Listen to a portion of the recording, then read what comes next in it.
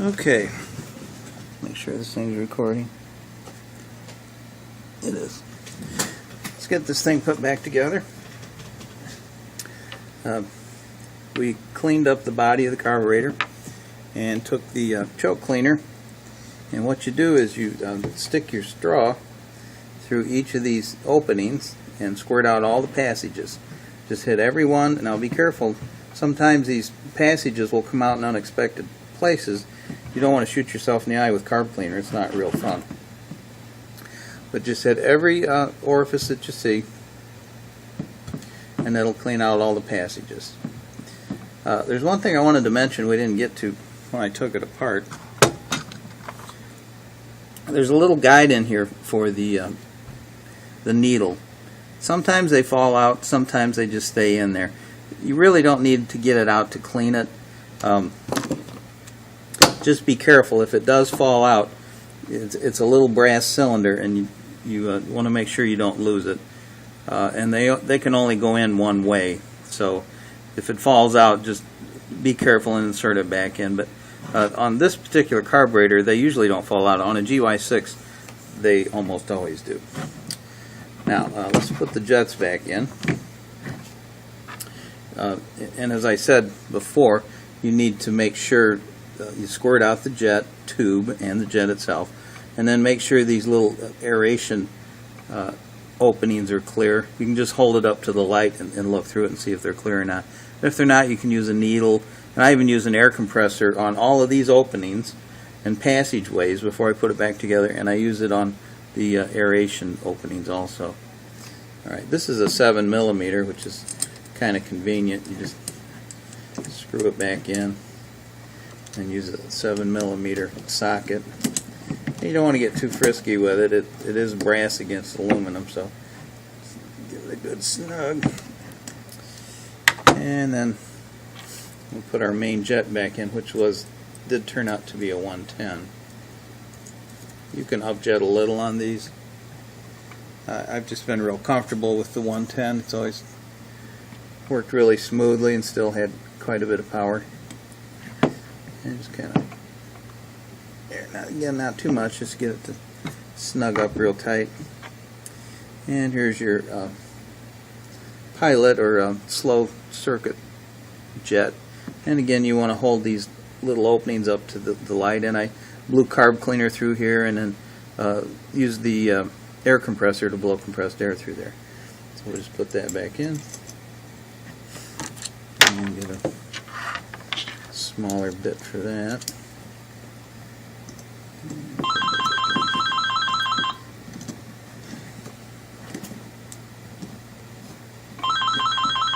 And you tighten that up, get a little snug. There you go. Now,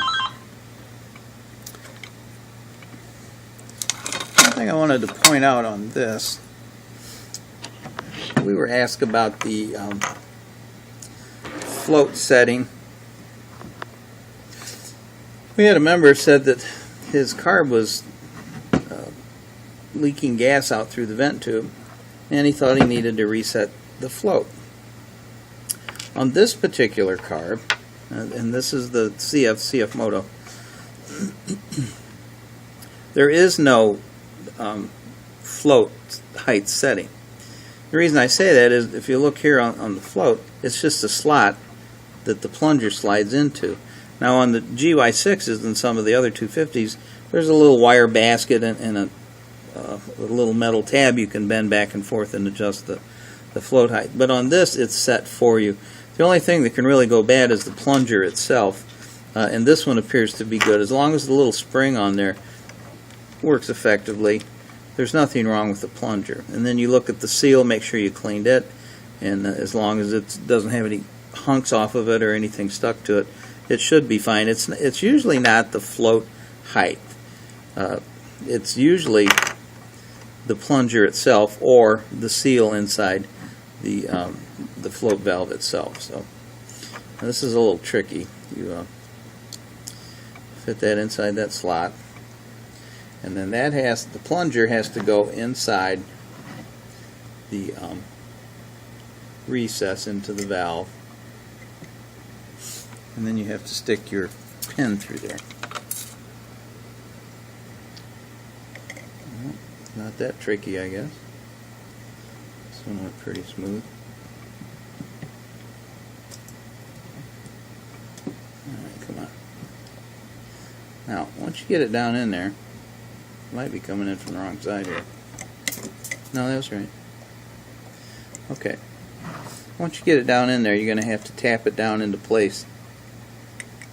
And then I'll show you how to check the plunger and make sure it's in there correctly.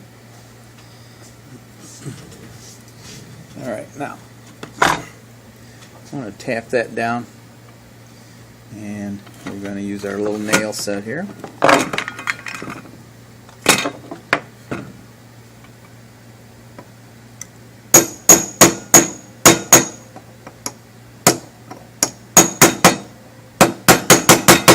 You don't want to get too carried away. If you get that puppy way down in there, you won't get it back out.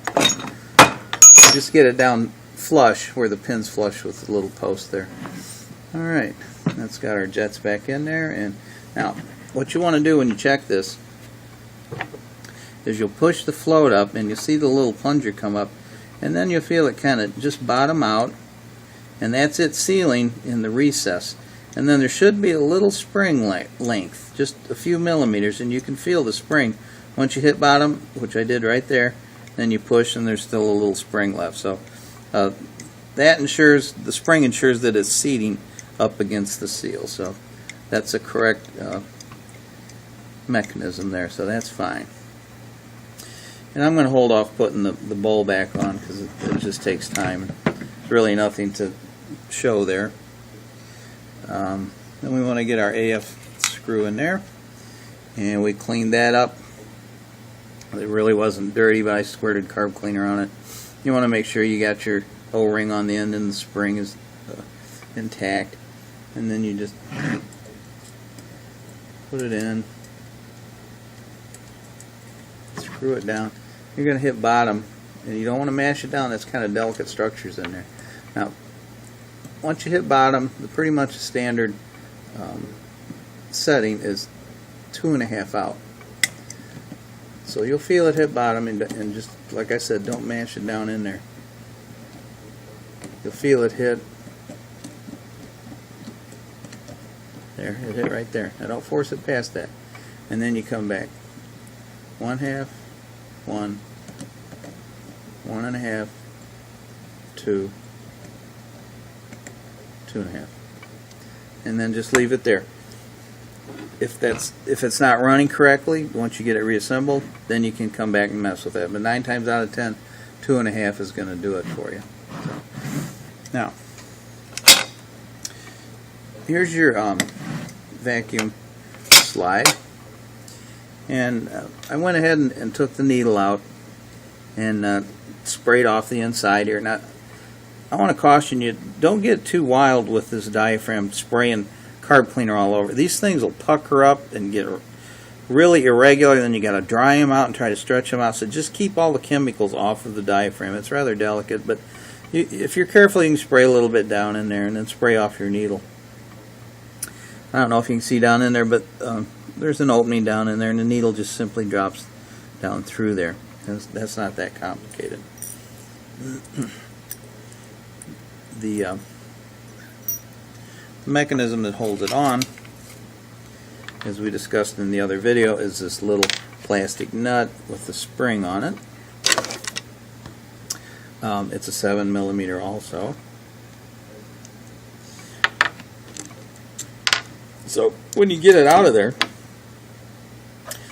it's down in there and it's turned under these little tabs, so you'll stick your 7mm down in there, push it down just a little bit and turn it counterclockwise, and it'll release, and it comes out, and then the spring or the needle comes out behind it. Now it's a little tricky getting it back in there, and what you'll need to do is get your 7mm socket, and you'll actually hold the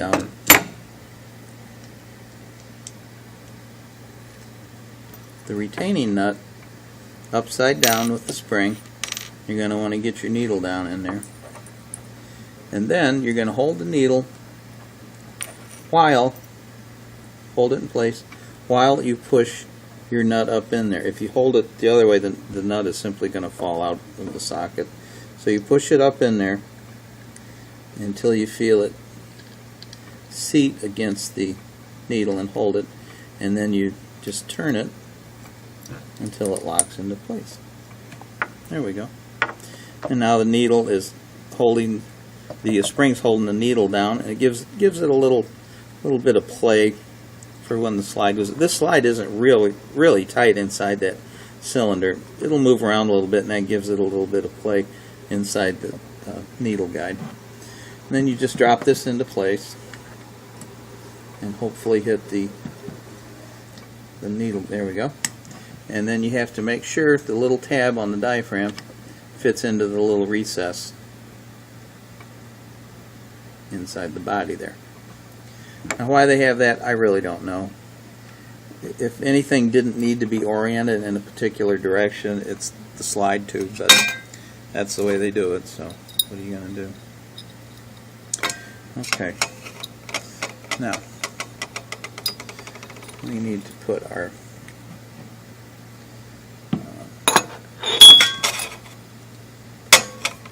there we go.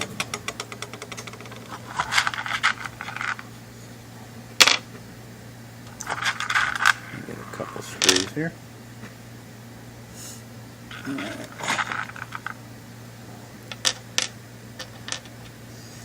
All right. These will work. Good. All right.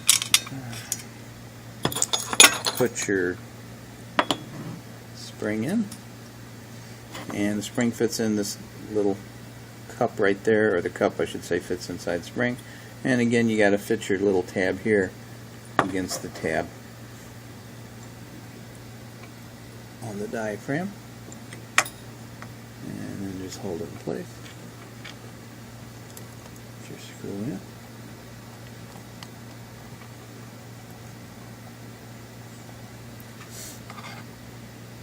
This spring isn't nearly as strong as the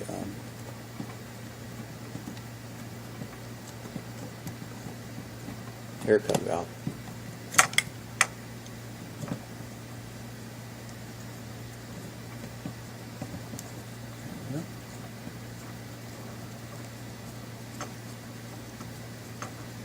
You can get one in there and it'll hold it until you get ready to finish up. Good. All right.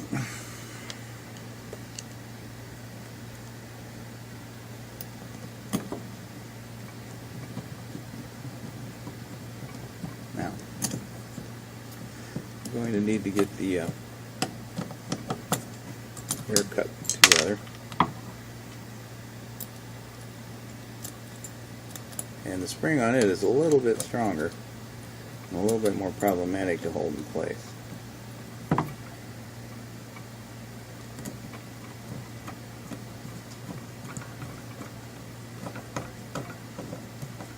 we go. Okay, and we went ahead and we checked the diaphragm on the air cut, and the plunger's okay.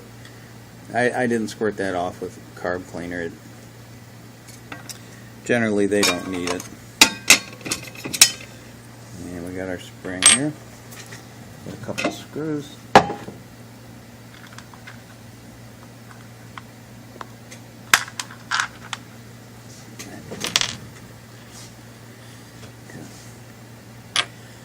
And this little cap here goes over the vac opening, and the spring goes on the little ring just like it did on the slide, vacuum slide dome. You got to get that on there and push it down with your thumb. And that's a little bit stronger there. Okay. Tighten that up.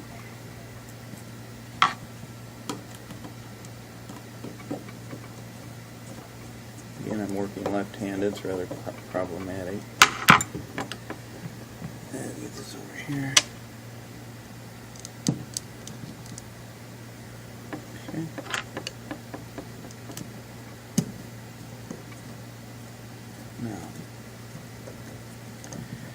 the air cut also has a hose.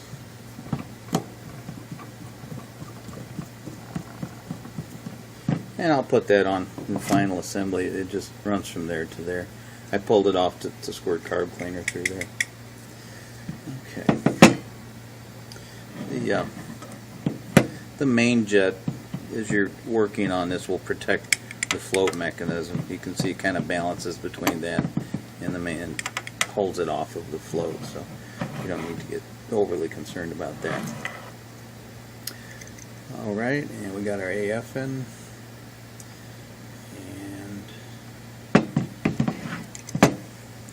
Now, I wanted to show you something.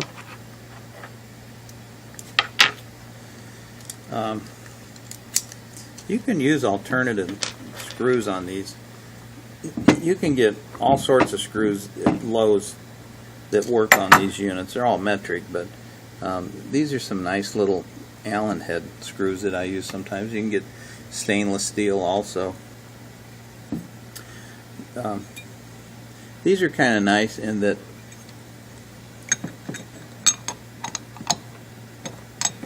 they, you can see sometimes that'll be a little problematic. We can get these screws and put them inside the holder, and then you don't have to juggle the screw while you're trying to get the float bowl on there.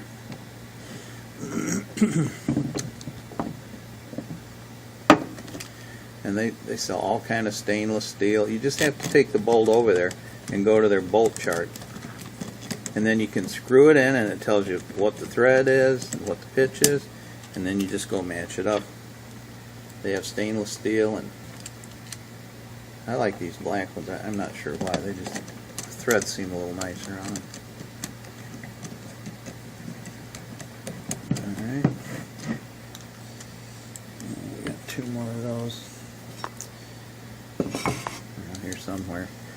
Anyhow, I think that's about it. Oh, we got our auto choke, yeah, okay. Alright, the auto choke. It's just held on by this little fastener right here. You can put the auto choke in any orientation. If it's in your way, if you got some component that it's up against, you can rotate it around wherever it will fit down in here, and then you just spin this little retainer clip around. So whatever works best for it, it really doesn't matter. You just make sure that the rubber seal gets down in there. There you go. And then you just get your screw down in there. Alright, that about does it. So that's, we didn't rebuild it, but we cleaned it. There we go. So again, you usually don't have to rebuild them. They can get a little junked up. And on this particular carburetor, you can't set the float height. So that's not what would cause this carburetor to leak gas out through the vent tube. It's just a bad float valve itself. So I will post some still pictures of the components that we were working on here in case it was hard to see how we were putting this back together. And don't forget, you do have a hose that runs from there to there. You got to put that back on. And then this is your gas inlet here. This is your carb vent here. That's got that little 90-degree tube that comes off of there and stops right about there. And then these, we discovered, are worthless. They do absolutely nothing. So you needn't worry about those. And here's your carb drain. This is where the carb drains the gas out of. Alright, I guess that's about it then.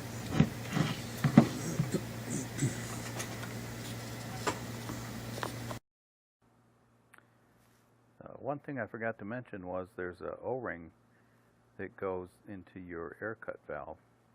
It's a real small one, so A, be careful when you take it apart that it doesn't fall out of there.